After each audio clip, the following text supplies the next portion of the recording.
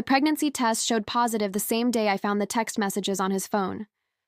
My name is Sarah. I'm 32 years old, and up until 6 months ago, I believed my life was perfect. Mark and I had been married for 5 years, together for 10. We had a beautiful home, 2 healthy kids, and a dog named Buster. He was a successful architect. I was a part-time graphic designer, giving me plenty of time with our children, Leo and Chloe. Our life was a picture-perfect dream, the kind you see in magazines, all sunshine and laughter. But everything changed when I picked up his phone to charge it. We met at a mutual friend's barbecue. He had this infectious laugh and a way of making everyone feel at ease. I was instantly drawn to his kindness, his intelligence, and the way he looked at me. It felt like destiny. He pursued me with such passion, writing me love notes, surprising me with flowers, remembering every small detail I ever mentioned. Our wedding day was straight out of a fairy tale. "You two are meant to be," everyone said. I truly believed it. He was my rock, my soulmate, the man I trusted with my entire heart. He often told me he was an open book, that there were no secrets between us. I should have listened to my gut. The first sign something was off, I dismissed as stress. Mark started working longer hours, sometimes coming home after the kids were already asleep. He'd be on his phone constantly, even at the dinner table, which was a huge no-no in our house. When I'd ask who he was texting, he'd mumble about clients or urgent project updates. "Just work stuff, babe," he'd say, his eyes darting away from mine. He'd shower immediately after coming home, something he'd never done before. I remember one evening, I reached for his phone to show him a funny meme, and he snatched it away so quickly, almost defensively. My stomach dropped. "Hey, what was that for?" I asked, trying to keep my voice light. He just forced a laugh. "Nothing, just, privacy. I was in the middle of something important." The excuse felt hollow, and that's when things got worse. He became secretive about his phone. It was always with him, even when he went to the bathroom. He started locking it, which he'd never done before. I'd catch him smiling at the screen, then quickly dimming it when I walked into the room. I felt like a detective in my own home, trying to piece together a puzzle I didn't even want to solve. I started feeling invisible, like I was living with a stranger.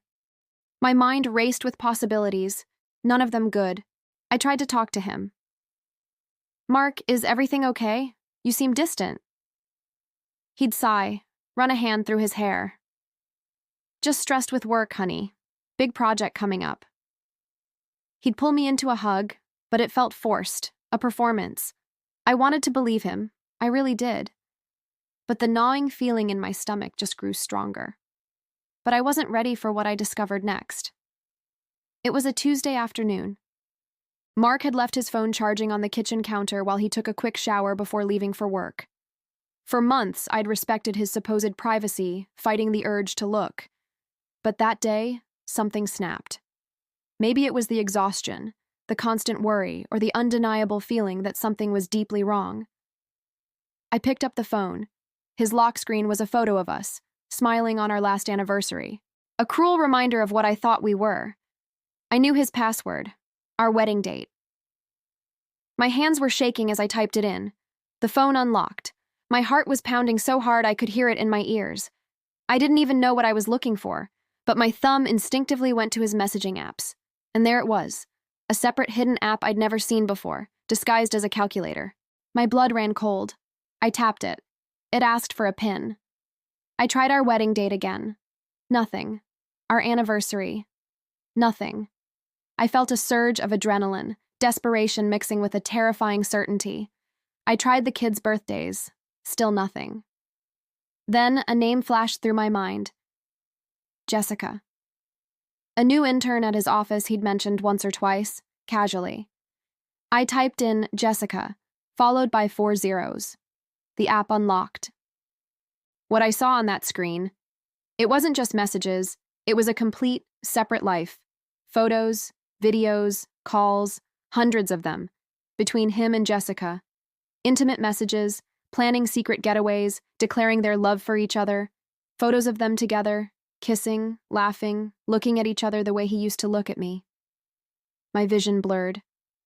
I scrolled through months of their conversations, every word a dagger to my heart. He was telling her he loved her, that he wanted a future with her, that he felt trapped in his marriage. He even called her my queen, the same nickname he had for me. He was planning to leave me. My world shattered in that moment. I don't remember how long I stood there, frozen, staring at the screen. The sound of the shower stopping jolted me back to reality. He was coming. I snapped a few frantic screenshots, my fingers numb, and then deleted the app from his phone, hoping he wouldn't notice it was gone. I put the phone back on the charger, wiped my tears, and tried to compose myself. When he walked into the kitchen dressed for work, he gave me a quick peck on the cheek. "See you tonight, honey." I managed to nod, my voice caught in my throat. I watched him leave, the front door clicking shut, and then I crumpled to the floor, gasping for air. The kids were at school. I was completely alone with this devastating secret. The raw, primal scream that tore from my chest was unlike anything I had ever felt. The betrayal was so deep, so absolute. I had to make the hardest decision of my life. I confronted him that night. He denied it, of course, until I showed him the screenshots. His face went white. The arguments were brutal, filled with tears and accusations.